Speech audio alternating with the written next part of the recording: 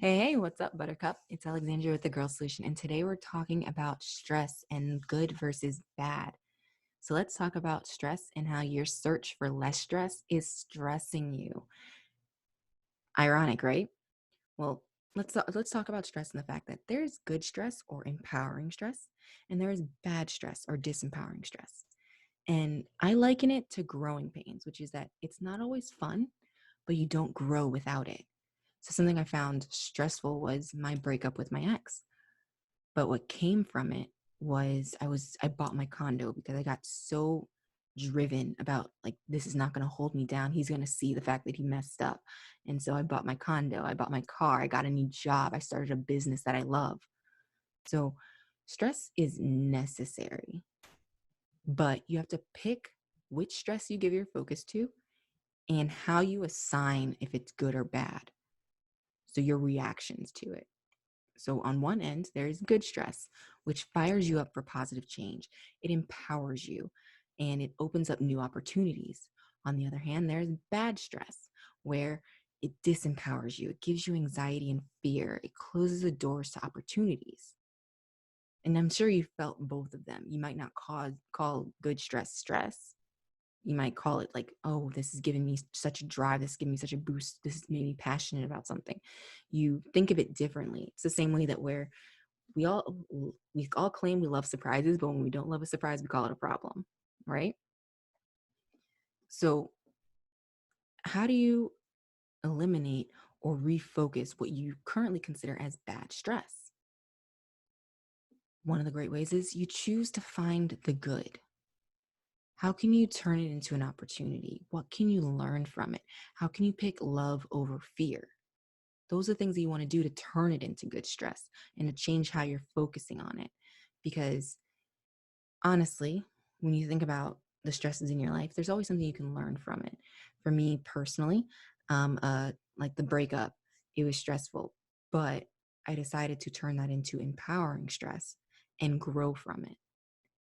When I was also, I think I mentioned in a video recently that I was in a car accident, and I could have let that be bad stress that consumed me because that wasn't my fault, but I decided to utilize that moment and just let it go. And I just picked love over fear. That's the reason why we have insurance. I ended up going ahead and like working it out with the insurance company after, although some bumps in the road that also made it a little bit more stressful. But instead of acting from fear of, oh my gosh, it's not going to get taken care of, she's going to skip out on this, or I'm going to have to chase her down, instead of operating from that fear, I operated from love. And instead of spending all of those weeks and all those days angry, I decided to be positive during them and focus on things that I care about instead of focusing on it. So you always have that choice, and it's really up to you which one you decide. And honestly, it's going to change your life when you start choosing the love option. When you start choosing to see things as better and good. Another thing is that for eliminating bad stress is when you can't find something good or a way to turn that stress into, or find the silver lining, turn that stress into a good thing, pick a different focus. Like where your focus goes, energy flows, is the quote from Tony Robbins. And actually a good friend of mine, Brianna, said the other day, where your heart goes, energy flows. And I love her interpretation of it because it's very true, where if you put your heart in something else and you put your entire heart in something else and you're passionate about whatever you put your heart into, you're not paying attention to the other stresses. It's the reason why we sometimes say time flies when we're having fun, because you focus on something that you're so proud of, so happy with, so enjoying, that everything else just fell to the wayside. You can do that too when something is stressing you or something is disempowering, because you can choose to focus on something that you care about. One interview that I recently watched, probably from forever ago, was with Will Smith, and he was talking about how when his experience skydiving, and he said like he felt fear from the moment he said yes, we're gonna go do this. So he had a bad night's sleep. The drive there wasn't fun because he was stressed out. The listening to the guys about the shoot and everything, stressed. He was stressed and fearful on the plane, stressed and fearful. But as soon as he got in the air, when he was off the plane and jumped out, He's like, it was the most blissful thing of his life. In fact, he actually took his kids back in like the next week. So how are you allowing your stress or your fear to change how you're acting every other day? Because either you're fearing something that has already happened and you're stressing something that has already happened. And at that point in time, it's already happened. Start making the plans for, how do I get over this? How do I get past this? How do I use this to my advantage? You can be choosing to focus on those things rather than what already happened in the past that can't change. Or you're fearing and stressing something that might happen that you don't know if it'll happen. You don't even know how it'll feel if it's an absolute, or even if it's not an absolute, you don't know how you'll feel when it happens. But you're stressing that entire time. So how many nights sleep are you losing over something that might be one of the best moments of your life? How many nights of sleep are you losing over something that's already happened? Something that's already done, like that moment in time is gone. So when I'm saying like focus on something that empowers you and change your focus versus focusing on that one thing, it's not because I'm saying, oh, that thing isn't important. But one exercise I like doing is projecting myself a year into the future. If I look back from a year from now and was thinking about this moment, how did I feel about it? Was it a big scope thing in hindsight? Was it something that I could have easily made a plan to fix? Was it something that I appreciate how I reacted to it? Was it something that opened up opportunities for me?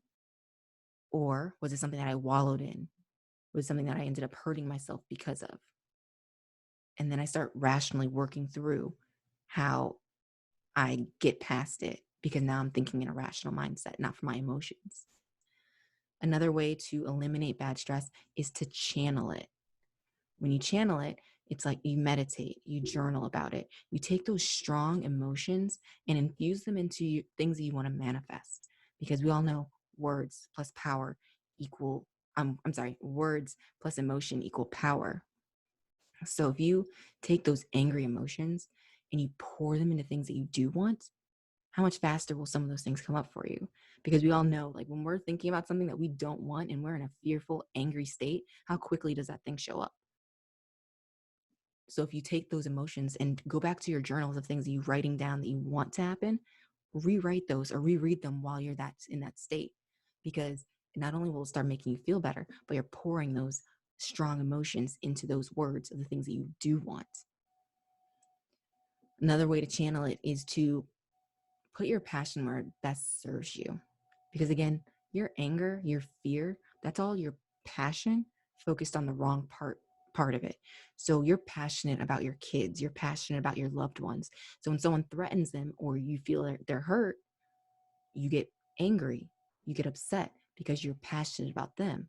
So instead of pouring your emotions and your anger into the negative side of your passion, pour it into the good side. Be happy that your family is still alive, that whatever it was either didn't come to pass, but that you still have, or like finding the good in what happened, which isn't always the easiest thing, which is why I do say to always either figure out how to channel it or to change your focus. And again, I'm never saying don't feel your feelings. I'm saying don't wallow in the bad ones. Don't wallow in the disempowering ones. So to channel or change or eliminate your bad stress, you are choosing to find the good. You are picking a different focus, or you're channeling it. And those are my 3 biggest tips for how to handle or eliminate bad stress.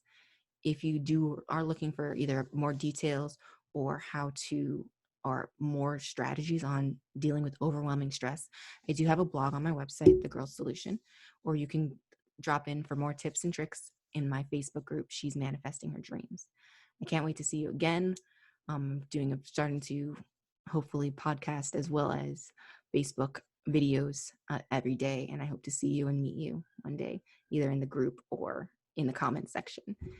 So see you soon.